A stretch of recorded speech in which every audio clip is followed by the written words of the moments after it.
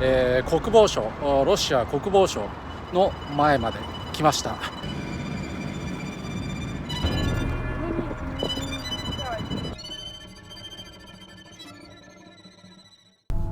はい、1日で終わった、プリゴジン氏の乱などとね、日本それから西側メディアでは、センセーショナルな、報道が、騒がれておりますが、24日ね、モスクワに向かってきているという話があって、どうなるのかと一時、緊張感がありましたけれども、引き返すということで、なんか一日で終わってしまった。何だったんだろうということですけれども、それからですね、今日月曜日なんですけれども、その警戒態勢だったので、今日休みになってるんですよね。なので、それから日が経ってどうなったかっていうのをですね、ちょっと街中を、軽く見ていきます。通常ですね、休みの日というのは車が少なめです。ですけれども今日は、もしかしたら通常よりはですね車が少ないかもしれませんね。というのは郊外の方で、モスクワと郊外のこの交通がですね、少なくとも24日の時点ではいろいろブロックされていたようですし、今もおそらくある程度の、規制みたいのがあると思いますので、出入りする車の数がですね減ってると思いますので、それでちょっと空いてるんじゃないのかなという気がします。ちなみにこの車なんですけど、私がですねいつも置いているアパートの近くの、アパートのエリアなんですけれども、そこに置いといたんですが、公共の場所なのかそのアパートの私有の場所なのかちょっと微妙なところなんですよね。でそれがですねまさにその、ワグネルがモスクワに向かっているという話があった24日のですね朝、その前の晩の23日の夜ですね、に、レッカーで持っていかれちゃったんですよね。私がそこに置いたのが悪かったんでしょうけれども、でも普段はそこで大丈夫なのですごい不思議なんですよね。で今考えるともしかしたらその、モスクワで警戒態勢になるので、その普段より厳しくですねその車の違法駐車というのを取り締まるということで持っていかれたのかもしれないです。これはもう全く憶測ですので分かんないんですけど、コロナの時もですねそういうことがあったんで、そうなんじゃないのかなっていう気がしますね。分かりませんけど、その微妙なところに置く私が悪いのはそれは間違いないです。今この左に立っているこのスターリン様式のビルですね、これは今年出来上がった建物です。ソ連のトラディショナルな形ですけれども、最近建ったものですね。さて、今こうやって車を運転してますけれども、今モスクワの中心部ですね、この辺、で、ナビがですね、全然使い物にならないんですね。全然ってことはないんですけれども、使えたり使えなくなったりしてすごく困ってます。それが始まったのはですね、ちょうどですね、クレムリンに、ドローンが出現して、ちょっとそのあと地方じゃないいくつかモスクワでですねドローンが出て、爆発したりとか、そういったことがあった。その時からですね急に GPS がですね全然効かなくなりました。でそうですね GPS が効かないのでナビもですね、きちんと動かなくて、タクシーがですね呼んだところと全然違うところに行っちゃったりとか、私もですねこのモスクワの道で行き方が分かんなくて、右往左往したりとですね非常に、困っております。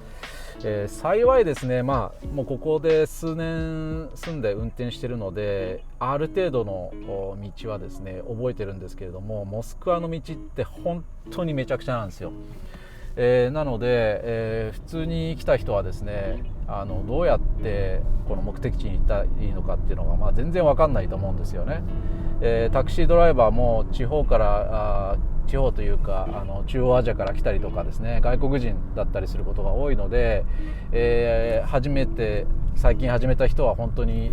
大変だろうなというふうに思います。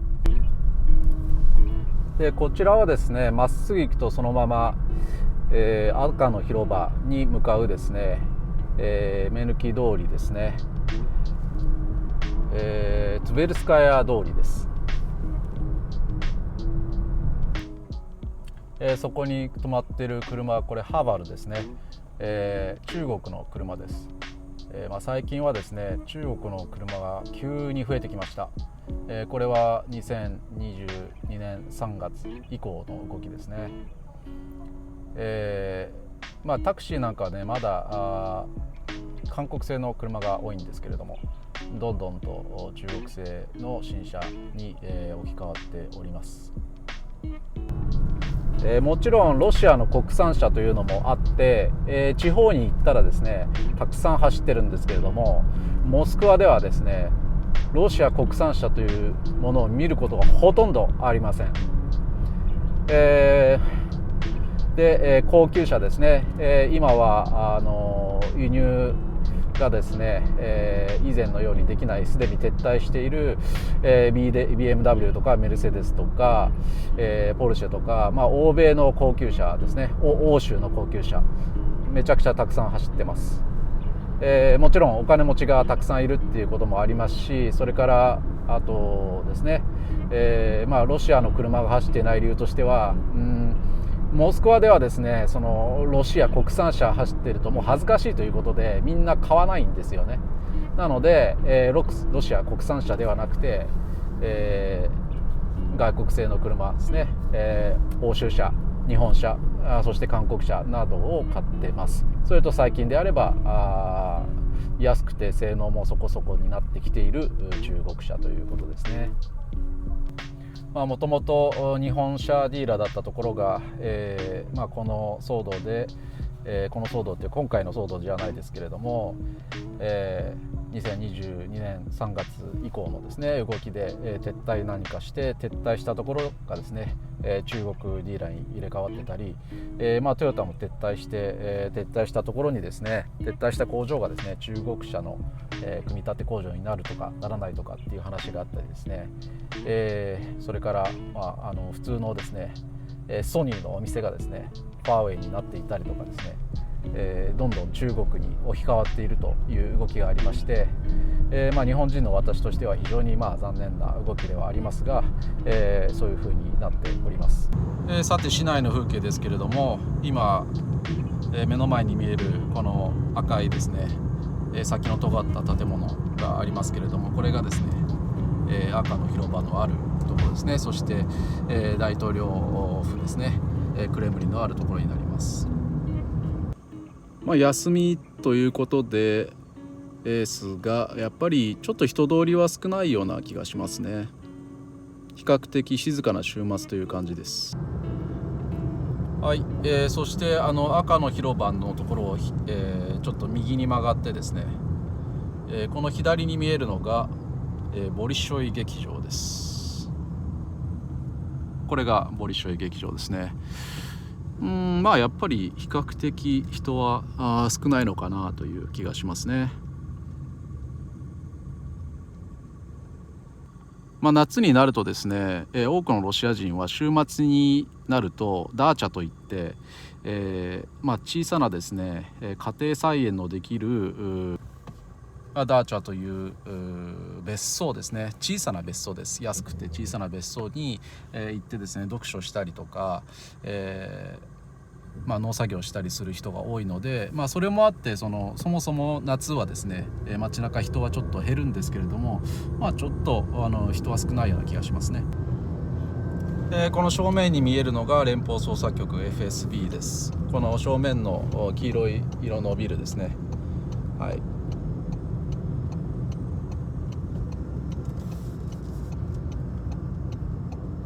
特に厳しい警備が体制が敷かれているというわけではないですね。正面に見えるのはこれは、有名なモスクワのアパートですね。そんなめちゃくちゃ高いわけじゃないです。ただ見た目がですね、ちょっと変わってますね。こちらモスクワ川を望むですね、ブリッジですね。人が出てますね。観光客と現地の人だと思います。はい、こちらもですね、赤の広場の前ですね。なんか警察車両がちょっと多いですかね。でもそんなに変わらないです。右に見えるのが大統領府のある、クレムリンです。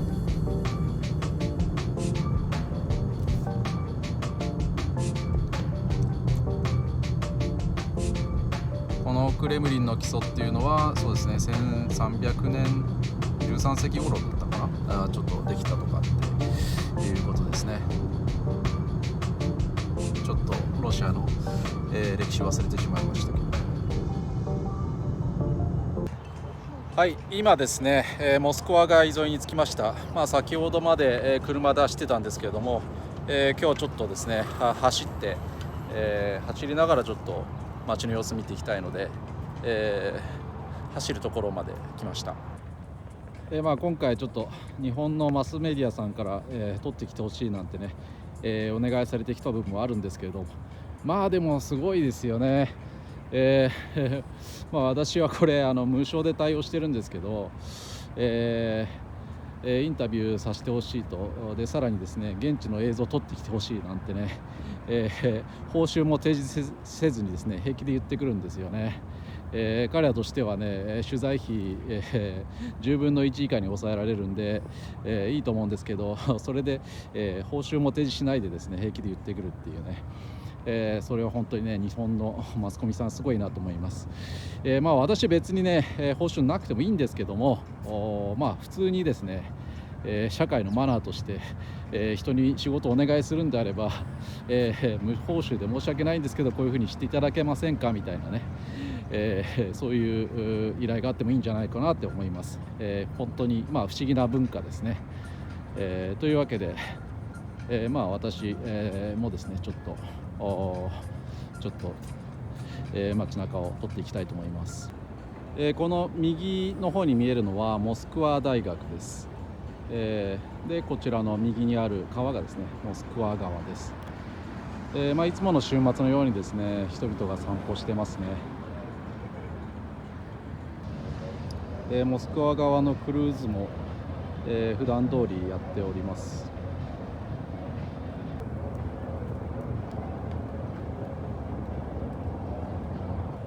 割とこうやって川沿いをね、スケートで走ったりする人多いですね。ちょっと飲み物を買いたいと思います。この川の向こうですね、最近スキーのジャンプ台がですね設置されました。ウィンタースポーツのスキージャンプですね。冬しか使われないですけれども、そしてその向こうにはですね、ゴンドラがあります。ゴンドラで、対岸まで行けるということですね。長い冬が終わって、初夏太陽が出てきたということで皆さん日光浴を楽しんだりしてますね。夏はですね皆さんモスクワの人たちが、郊外に週末ですね休みの日は郊外に出るっていうのがあって、それもあるかもしれませんが、やっぱり若干ですね、人は少ないかなという気がします。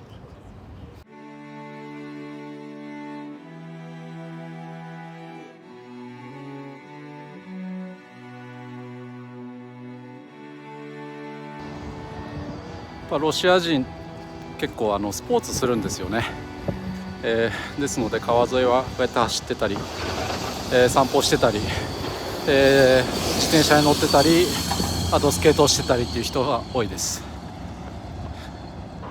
はい、というわけでこのモスクワ川沿いをですねずっと走ってきまして、ついにですね、国防省、ロシア国防省の前まで来ました。なんか最近はね、その迎撃ミサイルが、ロシア国防省の上に設置されたなんて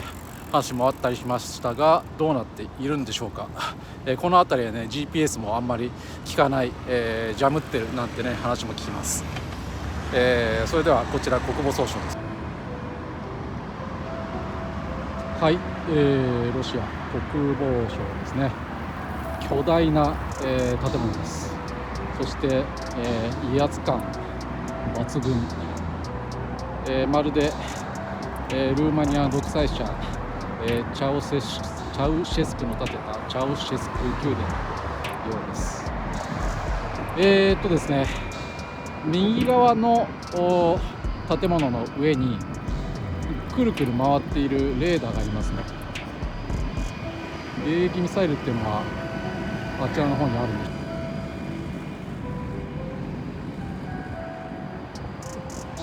ちょっとこちらの横断歩道を渡って、国防省の前なんで黒塗りのパトカーなんか走ったりしてます。ちょっとねおまわりさんとか、兵隊ちょっとね緑の服着た人もいるんで、さすがにあんまりあからさまに、目の前で撮ったりはしたくないですけど、私今このピンマイクつけて喋ってるんで、走ってる風に見せてる、スパイかと思われたりするかもしれないですね。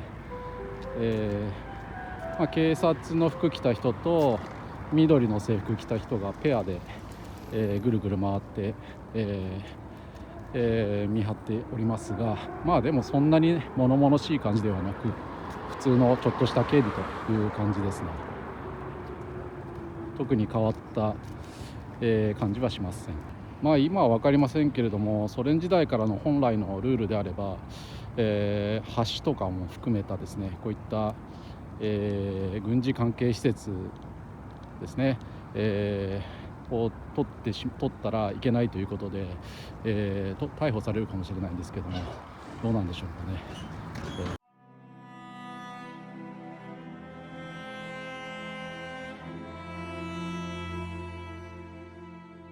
はい、というわけで、迎撃ミサイルが、設置されたと、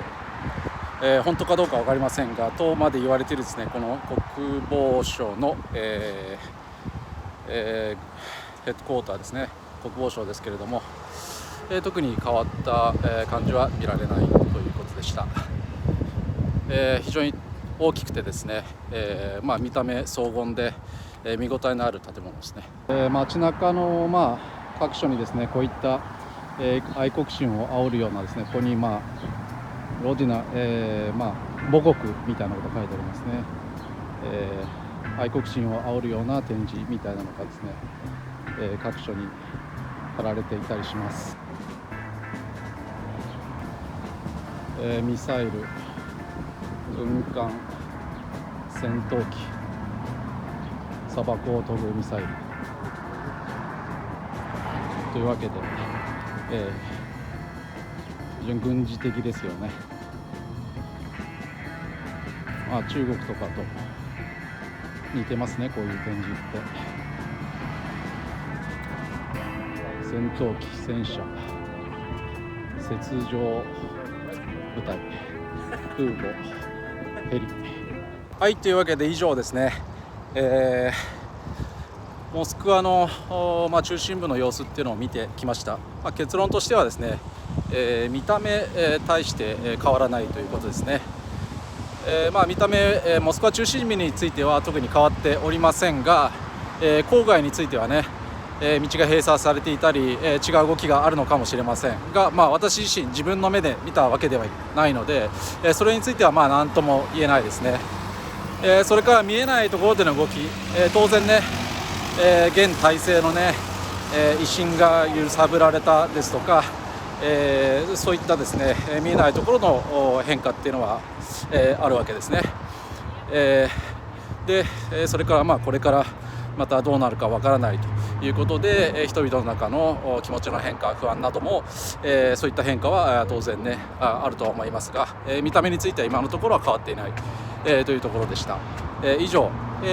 参考になれば幸いです。というわけでありがとうございました。